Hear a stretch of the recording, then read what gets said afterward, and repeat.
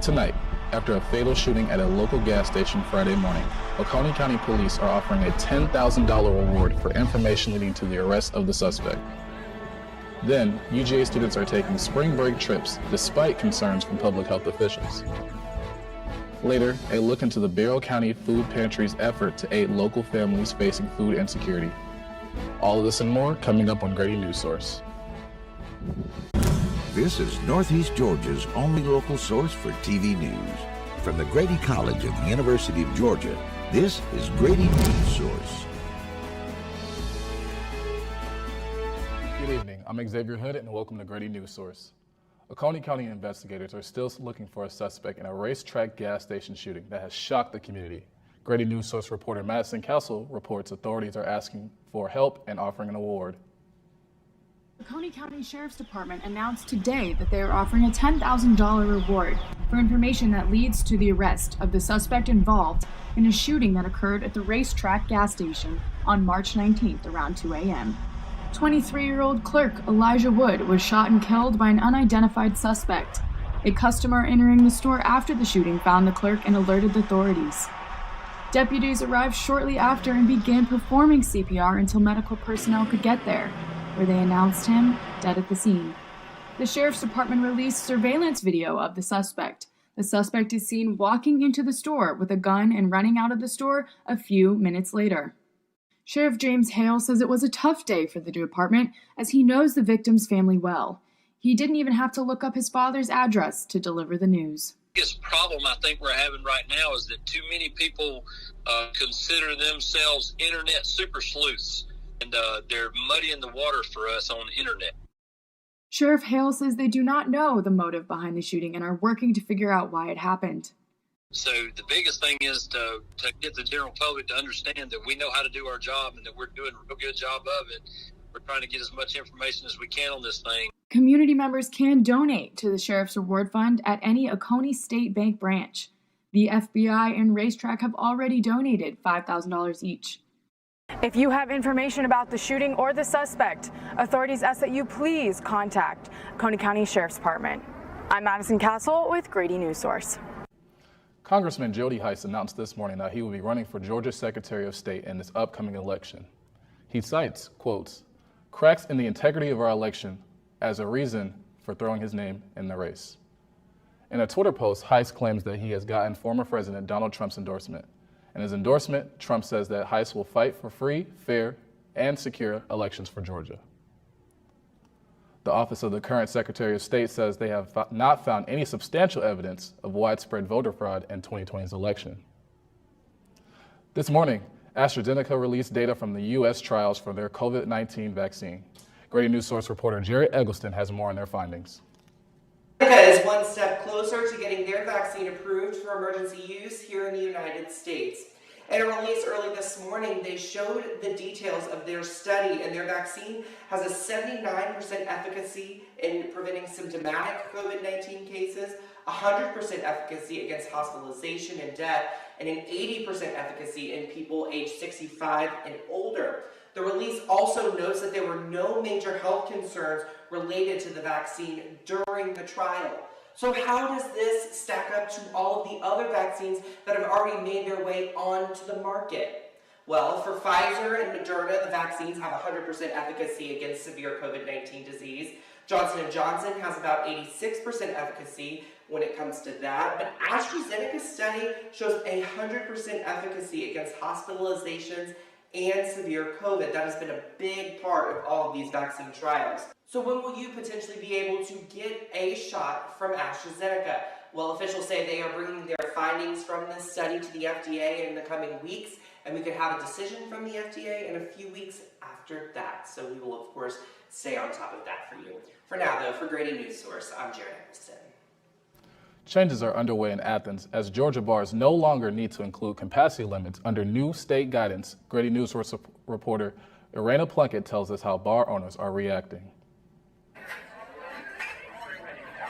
Bars are changing in Athens as Governor Brian Kemp eases capacity restrictions. In Governor Kemp's latest executive order, bars and restaurants now only need to allow for 6 feet between tables and other diners, to install physical barriers when practical, and establish a clear and unobstructed pathway for entering and exiting. The news is something to celebrate for bars like Double Barrel, who posted this Instagram post claiming, "Rain or shine, Double Barrel goes back to 100% occupancy starting at 5:30. Although that doesn't mean that things are completely back to normal, as all customer-facing employees are still expected to wear masks, including hosts, servers, bartenders, food runners, and bussers. Still, that isn't enough for Dr. James Rogan, who claims that the reopening of bars and restaurants is just too premature.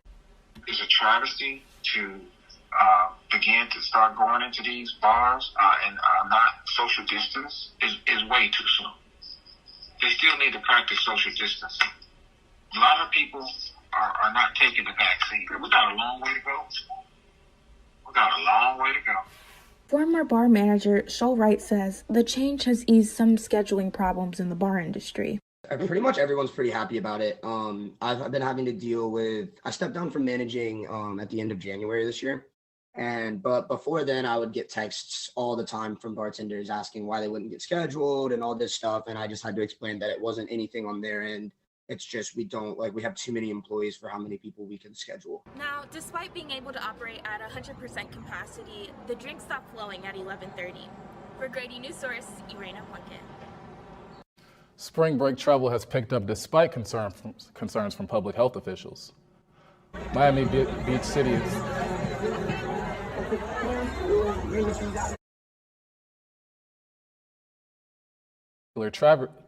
traffic between the hours of 8 p.m. and 6 a.m. on Ocean Drive and other popular tourist destinations. The order was enforced by police in riot gear, shooting pepper balls into the crowds late Saturday night. Though UGA did not have an official spring break this year, some students still went on vacation. UGA student Brandon Amarucci says based on his experience in South Beach last week, this curfew is necessary but may not deter spring breakers. They're going to probably have the mindset more of like, I don't want to waste my trip versus like, oh yeah, I want to be like in a safe environment. Because if they're there, they clearly don't care about being in a safe environment or creating a safe environment. Right now, the curfew is in effect Thursday through Sunday until at least March 30th. 1 year ago, Athens issued the stay-at-home order. Grady Newsource reporter Willie Danley looks at how local citizens and businesses fared during the ordinance. The past year was really slow for a long time, and things have started to speed up. And yeah, I feel a lot more relaxed. The vaccine is rolling out, and there's not as much fear as there was just a year ago. In March of 2020, the mayor and commission passed the stay-at-home order, preventing gatherings outside the household and all non-essential travel, and therefore changing the way we live our daily lives. During this time, the CDC guidelines have changed several times, going from instructions not to wear masks early on to encouraging masks today. In the midst of all these changes, many locals and students have begun to feel more comfortable during the pandemic. Yeah, overall, I think a lot of students just stopped caring as much. Change, people are a lot more relaxed with masks. It's a lot more busy down here. Like, it's empty right now, but usually it's packed when it's a sunny day. Local businesses took a hard hit while the ordinance was in effect.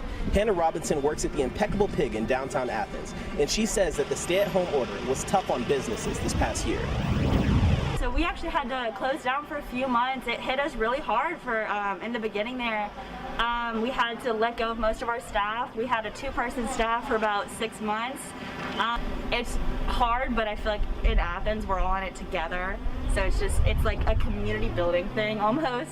Friends who are small business owners have been put through it, and I hope that the city government will come through with some grant money for every business, not just particular ones that fit certain patterns.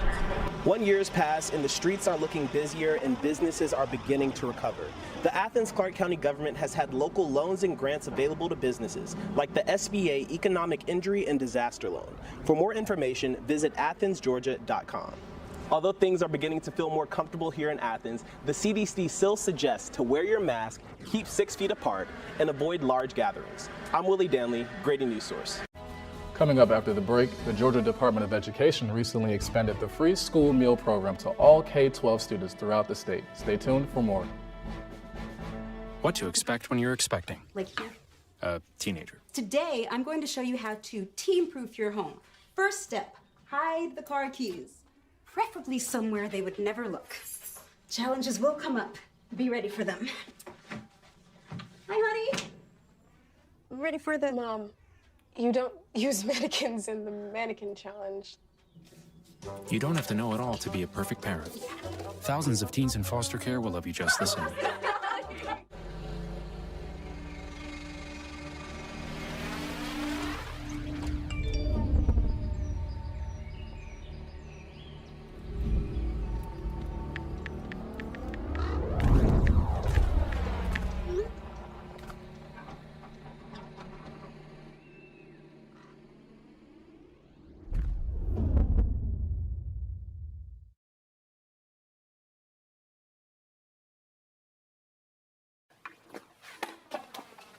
Did you hear about the pony with a sore throat? He was a little horse. Can I tell you a cat joke? Just kidding. Why couldn't the Wait, why was the basketball court all wet? Why? Because the players kept dribbling all over it. Where did cats go on vacation? New York.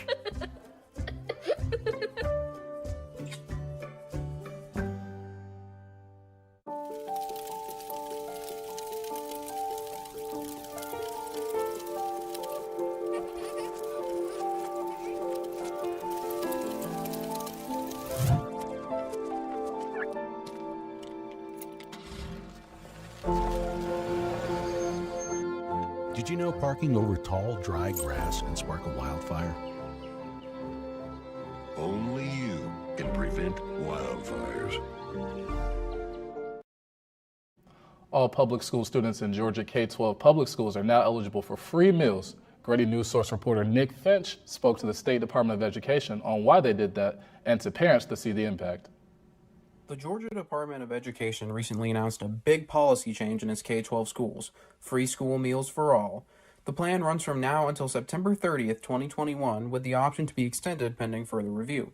Dr. Lynette Dodson, School Nutrition Director for the Georgia Department of Education, says that local districts are able to request to provide meals at no cost to their students.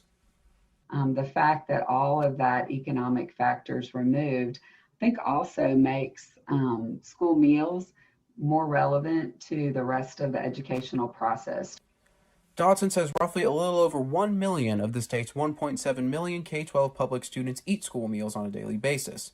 She says she hopes to see that number increase because of this plan. It definitely takes down what sometimes can be a barrier for some children as far as accessibility. Montu Miller is the father of 5 students in the Athens-Clarke County School District, a district which has had a similar plan implemented for years, long before the pandemic. Miller says that the free lunch program is very important for improving children's learning capacity. Just being able to eat and not come to school hungry or be hungry at school is an advantage to everyone. It's an advantage to the teachers, to the students. As a father himself, Miller says he knows how difficult things like this can be for parents. He says he thinks this plan will provide significant relief. Not have to worry about breakfast, not have to worry about lunch, or even if there's a financial burden in there, not now it's less. So I think for parents, and it will 100% be an immediate impact on parents. If you want to find out how your child can get school meals at no cost, contact your district's school nutrition director or school cafeteria manager. This has been Nick Finch reporting for Grady Newsource. Every third Thursday of the month, volunteers from the community distribute food from the Barrow County Food Pantry. Grady Newsource reporters Alex Inglis and Jessica Green shows us how the program works. Station is what did it for us, and we were able to do it so people would come rain or shine, and we would be there for them every time, regardless of the weather. The Barrow County Food Pantry began hosting a mobile food drive to distribute donations to food insecure families in the community. People line up in their cars with trunks open for volunteers from the Feeding Family Ministry program to load them with groceries. So what we're trying to do is be as professional as we can and treat you with dignity and respect. and there's nothing wrong with having a need for anything. Some of the donations include fresh produce, meat, cheese, and toiletries. Based on a 2017 poll from Feeding America, over 3,700 children were deemed food insecure in Barrow County. This month, they served 30 families in 30 minutes. Program coordinator Stephanie Bird says today was a slow day and that they have the capacity to serve more than 200 families. We try not to get like potato chips and stuff like that. We try to give more healthy food. We do have some snacks in there for the kids, but majority of the times with the 40 to 50 pounds that we give out, it's something that I would actually use myself in my household. Barrow County Benevolence Ministry has overseen this pantry for over 20 years and brings a large amount of the volunteers. To redeem a voucher, Barrow County parents and students should contact their school counselors. Because of the pandemic, school officials are giving out vouchers 3 months at a time. My greatest moment is when nobody comes to get food. Because to me, it means that for that day, nobody was hungry enough to come get food. That makes me feel good. That means that I've done something good. For Grady Newsource, this is Alex English and Jessica Green reporting. Madison County Habitat for Humanity is in the process of selecting families for its new breaking ground in Commer. Grady Newsource reporter Jillian McIntyre tells us how people can apply. Madison County Habitat for Humanity has started searching for a family for its 10th home breaking ground in the area this spring. The organization is hosting 4 info sessions about the house and application process in March. Families that have unfit housing, whether it be physical conditions or overcrowding, and have a reasonable credit can apply. We're looking for families who could not go and get a normal loan and have a normal down payment to make on a house in order to have an affordable mortgage. Madison County Habitat for Humanity has been in Commer since 1998, and Holloman has been on the board of directors for 3 years. Since 1998, there are now 9 families that are in a new home, and Holloman teaches 2 of those families' kids in school. She sees the effect that this insecurity can have on kids. You know, where am I going to sleep tonight? Oh, I didn't sleep good last night because I was in a room with Uncle Joe and he snores. You know, they just don't have their own place. They don't know where they're going. They move so often. They don't have any stability. So Holloman has seen the impact the organization has had on the Madison County community so far. That pride and ownership, and it's just a stake that they have. You know, they're putting roots down. They're showing themselves to be respectable citizens. Holloman still hopes to become more visible to residents in the future. Applicants for the new home will need to attend one of the 4 socially distanced meetings to be considered. For Grady Newsource, Jillian McIntyre. Okay, so we drowned the fire, stirred it, drowned it again, and now just feel if it's cold. Yeah. Cool.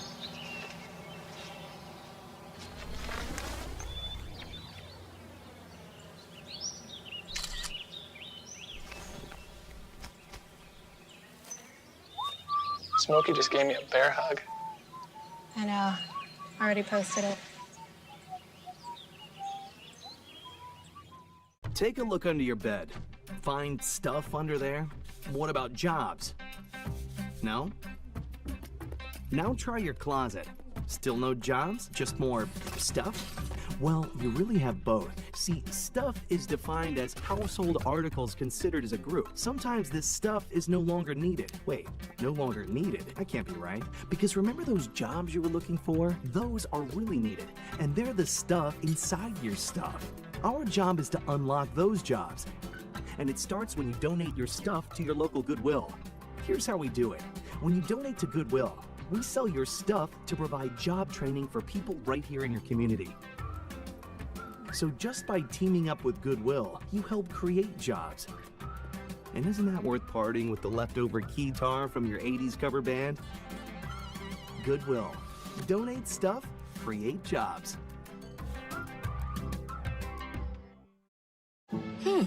Maybe you can make retirement happen.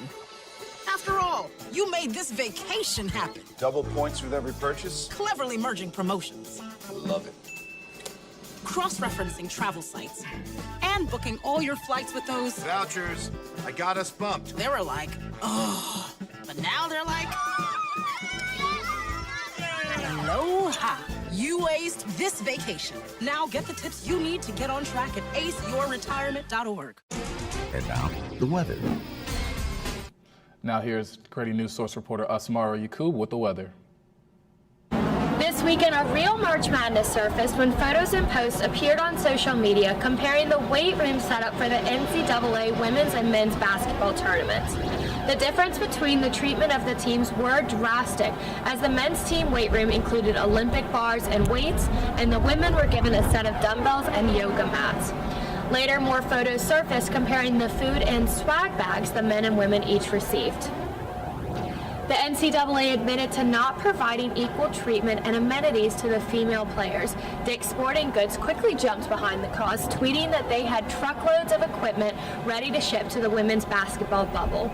The Prince Avenue boys tennis team is setting out to make history as the team is looking to finish their first full season as an official team. A group of football players joined the team as first-time tennis players.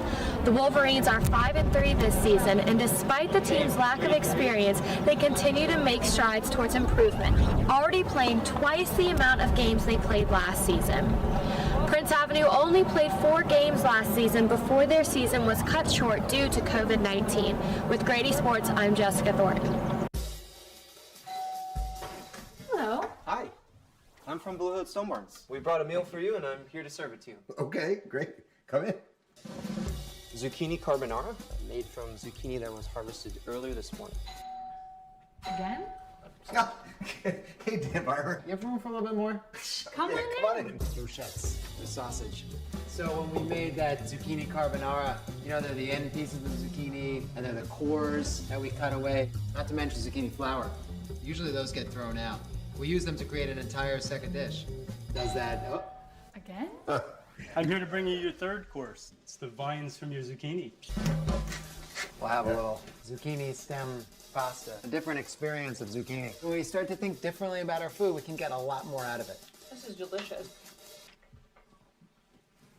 What do you think we can make out of this? 40% of food in America is never eaten. Cook it, store it, share it. Visit SaveTheFood.com. 1 in 6 seniors faces the threat of hunger, and millions more live in isolation. America, let's do lunch.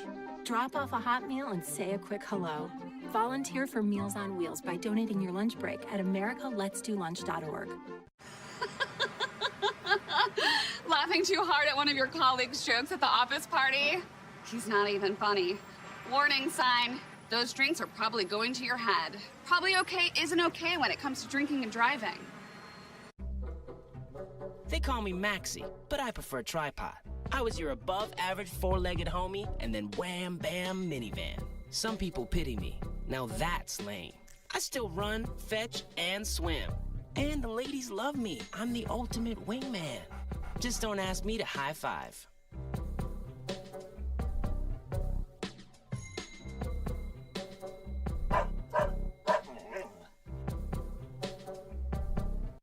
On behalf of Grady Newsource, we apologize for our technical difficulties. Now, here's Grady Newsource reporter Asmara Yakub with the weather. The first official day of spring was this past Saturday, and we are definitely feeling it today in Athens. It's a bright and sunny day out here with a high of 73 and gusts of wind as high as 15 miles per hour. Surrounding areas in northeast Georgia look similar. Take advantage of today's bright and warm weather as the rest of the week doesn't look as nice. Let's take a look at this week's forecast. Athens tonight is looking wonderful with the temperature reaching 70 degrees at 6 p.m. and clear skies throughout the night. Tomorrow will be partly cloudy with a high at 64, and tomorrow night there's a slight chance of showers after 9 p.m. with wind reaching 5 miles per hour. The rest of the week we see a 50% chance of showers and even thunderstorms from Thursday night onwards. So enjoy today's weather, go on a walk, or take your kids to the playground because after today you're going to need a rain jacket. This has been Asmara Yakub with Grady Newsource Weather.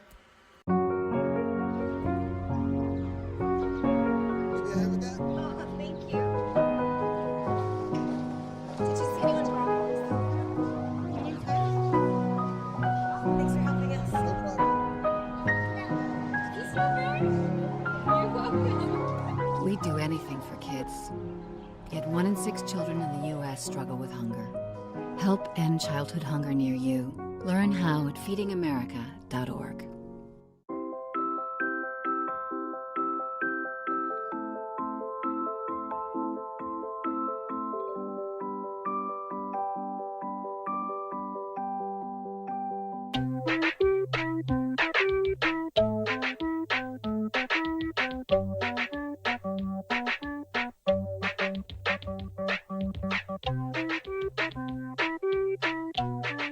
Start a story. Adopt at theshelterpetproject.org.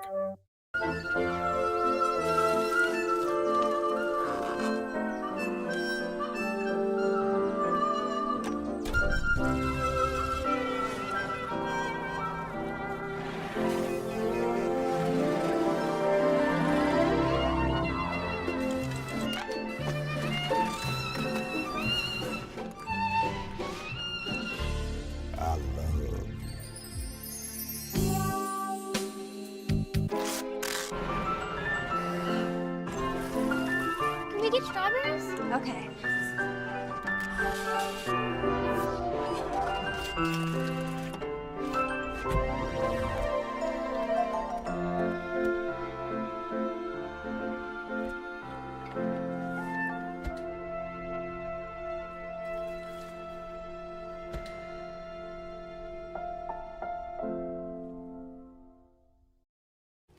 The Madison County Board of Commissioners implemented a new policy where no one is allowed to use the recreation fields on Sundays without a reservation and paying a fee.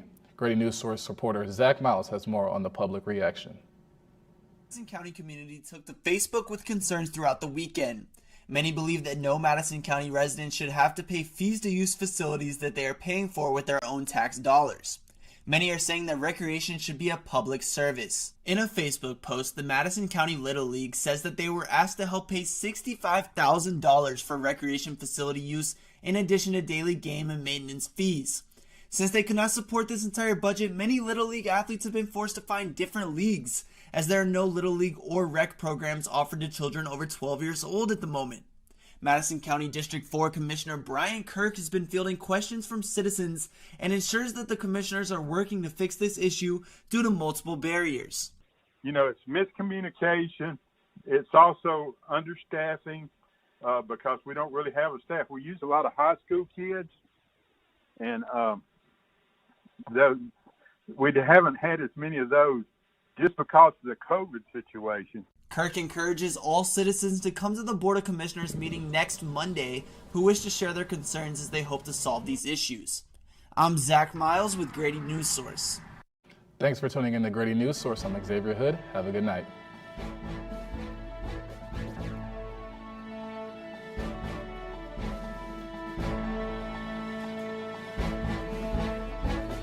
University of Georgia, which is solely responsible for its contents. Views expressed do not represent those of the administration nor the Board of Regents at the University System of Georgia.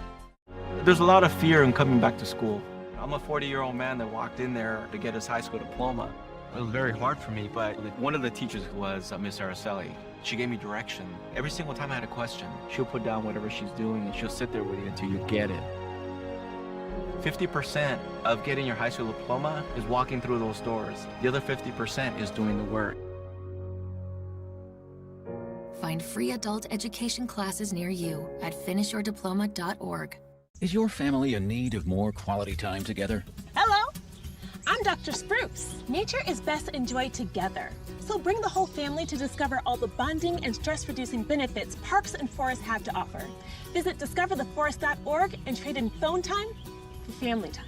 Birds, squirrels, chipmunks, grass, worms, bugs, trees, rocks, and other objects in nature cannot talk. If you'd like to have a conversation while visiting nature, you will need to bring humans along. We strongly recommend starting with your family.